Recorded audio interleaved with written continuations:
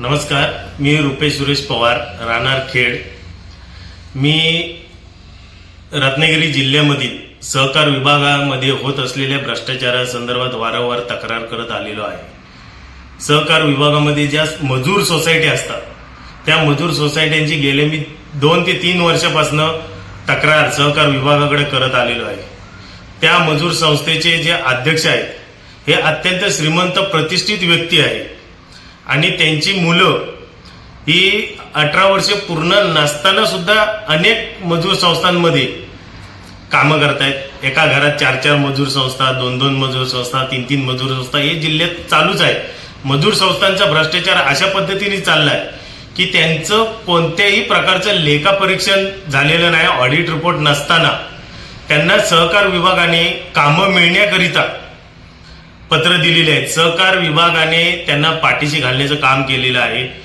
Audit report नसताना त्यांना बांधकाम विभागातर्फे जिल्हा परिषद असतील, इतर विभाग असतील, त्यांच्याकडनं त्यांना कोट्यावधी रुपयाची कामं मिळतात. या कामांमध्ये खरं तर मजुरांवरती अन्याय होतोय. जे खरोखरचे मजूर आहेत त्यांना या कामांचा कोणत्याही प्रकारचा लाभ भेटला जात नाही.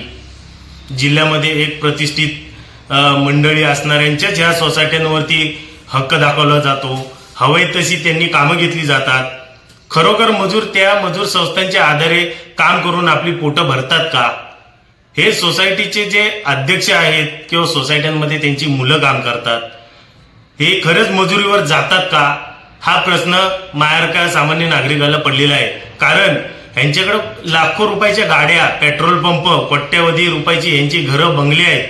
यांची मुलं 4 व्हीलरमधनं फिरतात. हे मजुरीला कधी जातात? हे काय सहकार विभागाला निदर्शनास येत नाही का? वारंवार मी तक्रार करून देखील सहकार विभागाने याचा कोणत्याही प्रकारचा उलगडा केलेला नाही. यांना पाठीशी घालण्याचं काम केलेलं आहे. जिल्हा बँकेनी, रत्नागिरी जिल्हा मध्यवर्ती बँकेनी सुद्धा यांना लोन देण्यात आलेली आहेत ह्या मजूर संस्थांना. यांचा ऑडिट रिपोर्ट नसताना सुद्धा. मुळात म्हणजे जिल्हा बँकेचे तर अनेक प्रकारचे भ्रष्टाचार आहेत. ते मी लवकरच त्याचा उलगडा करणारच आहे जिल्हा बँकेचा.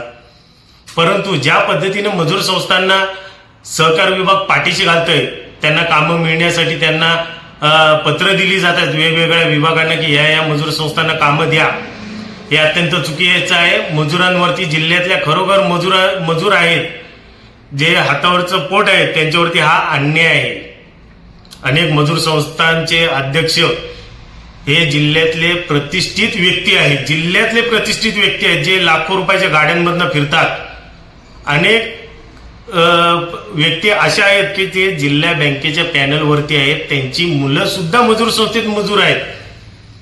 हा भ्रष्टाचार या जिल्ह्यामध्ये फोफावलेला आहे. याच्यावरती कोणाचा अंकुश राहिलेला नाही. सहकार विभाग सरळ सरळ ह्यांना पाठीशी घालतोय. सहकार विभागाचा भ्रष्टाचार काढायला गेले तर अनेक गोष्टी आहेत. जिल्ह्यामध्ये झालेली विद्यार्थ्यांची जिल्हा भरती, बँकेमध्ये जी भरती झाली, 28,000 विद्यार्थ्यांनी फॉर्म भरले. 1,000 रुपये भरून गरीब घराण्यातल्या मुलांनी फॉर्म भरलेत. 1,000 रुपये भरून पूर्ण महाराष्ट्रातली मुलं या भरती प्रकरणासाठी, भरतीसाठी मुलं लांबून आलेली आहेत. लोकांकडनं पैसे जमा करून कोणाचा देवरुखला नंबर लागलाय, कोणाचा घरडाला नंबर लागलाय. हे प्रकरण उघडकीस येऊ नये म्हणून भरती झालेल्या विद्यार्थ्यांची यादी मला दिली जात नाही सहकार विभागाकडनं. तुम्हाला जर तुमच्याच मुलांना बँकेतील पॅनेलवरच्याच जर नातेवाईकांची मुलं भरती होणार होती, ज्यांनी भरती प्रक्रिया राबवली त्यांच्या जवळची मुलं भरती होणार होती, तर ही भरती प्रक्रिया राबवायची गरज काय होती? मुलांकडनं 1,000 रुपये घेऊन त्यांना भरती प्रक्रिया राबवण्यासाठी त्यांना आम्हीच का दाखवलं गेलं? तुम्हाला तुमची मुलं भरायची होती तर ही भरती प्रक्रिया राबवायचं कारणच काय? त्याचप्रमाणे जिल्हा बँकेने ज्या पद्धतीने कर्ज वाटप केलेले आहे, हा तर महाघोटाळा लवकरच उघडकीस येणार आहे. जिल्ह्याच्या बाहेर किती कोटी रुपये कर्ज वाटप केलेलं आहे याची मी माहिती समोर आणणार आहे.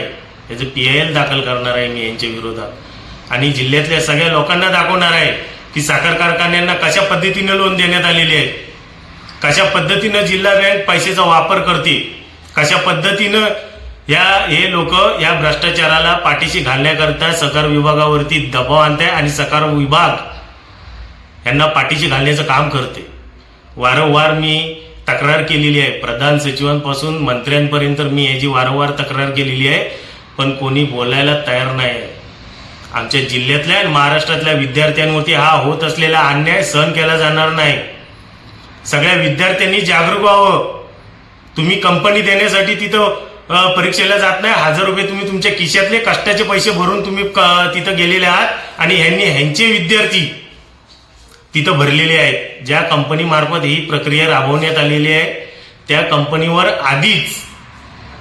त्या कंपनीवरती आधीच तक्रारी झालेल्या आहेत. ती बोगस असल्याचं निदर्शनास येत आहे. त्या कंपनीवरती दुसऱ्या पण जिल्ह्यातल्या भरती केल्यानंतर तिच्यावरती कायदेशीर कारवाई करण्यात आलेली आहे. आणि मुळात म्हणजे ही भरती प्रक्रिया होत असताना माननीय तानाजी साहेब चोरगे जे अध्यक्ष आहेत हे सुट्टीवर का गेले 2 महिने? कोणतं असं भरती प्रक्रिया चालू असताना त्यांना सुट्टीवर जाण्याची गरजच काय होती? आणि ही भरती प्रक्रिया 2 महिने 3 महिने लांबणीवर का गेली? कोणता असा सॉफ्टवेअरमध्ये प्रॉब्लेम आलेला होता? आणि जर सॉफ्टवेअरमध्ये प्रॉब्लेम आला होता मग तुमच्या जवळचे नातलग, तुमच्या जवळचे हितचिंतकच कसे काय भरती झाले? हा 28,000 विद्यार्थ्यांवरती झालेला अन्याय आहे. आणि ज्या पद्धतीनं जिल्हा बँक ह्या मजूर संस्थांना आणि या कर्ज प्रकरणं देते हा सर्वात मोठा घोटाळा आहे. जिल्ह्यामध्ये जी लोकांना खरंच कर्जाची गरज आहे त्यांना कर्ज भेटतात का? जिल्ह्यामध्ये ज्या पद्धतीने ठेवीदारांची ठेवी आहे ही सेफ आहे का? जिल्हा बँकेने किती कोटी रुपये कर्ज प्रकरणं ऊस कारखान्याने दिलेले आहेत, जिल्ह्याच्या बाहेर दिलेले आहेत. याची माहिती मागवली असता जाणून बुजून माहिती दिली जात नाही, कारण की हा भ्रष्टाचार उघडकीस येईल. ह्याला पाठीशी घालण्याचं काम एकच करतंय ते म्हणजे सहकार विभाग. मी याची लवकरात लवकर चौकशी लावणार आहे.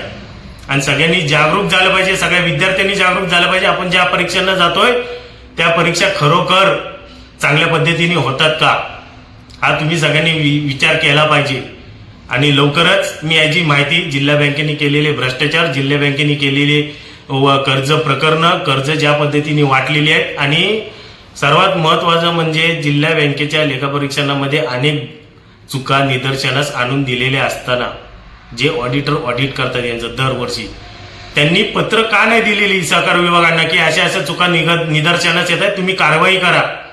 सहकार विभाग लेखापरीक्षण पडताळणी करत नाही का? दरवर्षी सोसायट्यांचे ऑडिट रिपोर्ट होत नाहीत. सहकार विभाग काय करतोय याच्यावरती मी लवकरात लवकर दावा ठोकणार आहे. मी PIL दाखल करणार आहे यांच्या विरोधात.